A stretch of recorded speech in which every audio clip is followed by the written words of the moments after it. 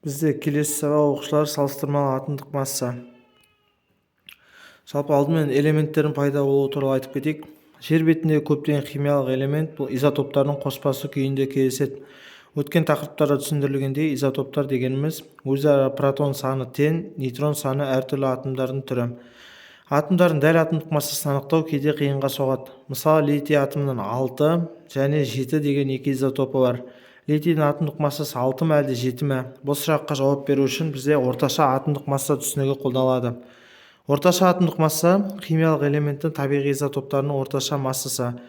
Орташа атомдық масса әрбір изотоптың атомдық массасының оның таралу пайызына көбейтіндісінің қосындысымен есептеледі. Ғылымда есептелінген литийдің орташа атомдық массасы 6,94-ге тең. Элементтің орташа атомдық массасын келесі формула арқылы есептейміз. Орташа атомдық масса тең болады бізде әр изотоптың пайыздық үлесі көбейтілген әр изотоптың атомдық массалары бөлінген 100%.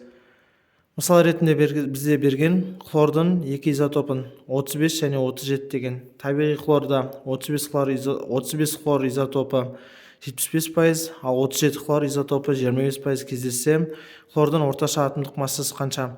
Мәна формулаға саламыз, яғни орташа атомдық масса деп 35 көбейтілген 75, бұл 35, яғни 35 деген изотопы 75 бұл соның пайызы. Қосылған 37 деген изотопы көбейтілген 25, яғни бұл 37 изотопының 25% кездеседі деген сөз. Соған көбейтіп екеуін 100-ге бөлген. Сонда бізде 35,5 деген сан шығып тұр.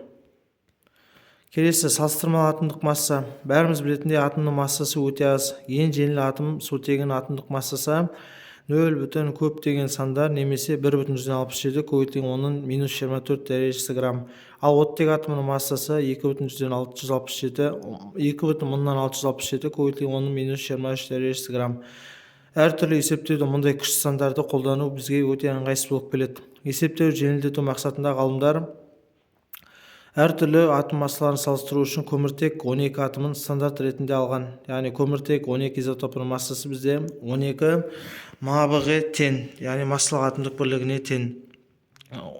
Келесі элементтің салыстырмалы атомдық массасы бұл бізде АР деп таңбаланады. Яғни массалық атомдық бірлігінде көрсетілген изотоптардың табиғи қоспасындағы элемент атомдарының орташа массасы. Яғни манағыда есептеген хлордың жағдайында есептегендей изотоптарын қосып көбейтіп, яғни 100-ге бөлгендегі шыққан сандар осы атомдық масса деген бізде. Мысалы, сутектің атомдық массасы 1,8 массалық атомдық бірлікке, ал кальций атомдық массасы, яғни көміртектің 12 изотопына қатысты 40,78 массалық атомдық бірлікке тең. Басқаша айтқанда, салыстырмалы атомдық масса бұл атом массасының көміртегі массасының 1-ден 12 бөлігінен неше есе үлкен екенін көрсететін сан. Периодтық кестеде атомдардың массасы осы салыстырмалы есепке сәйкес жазылады.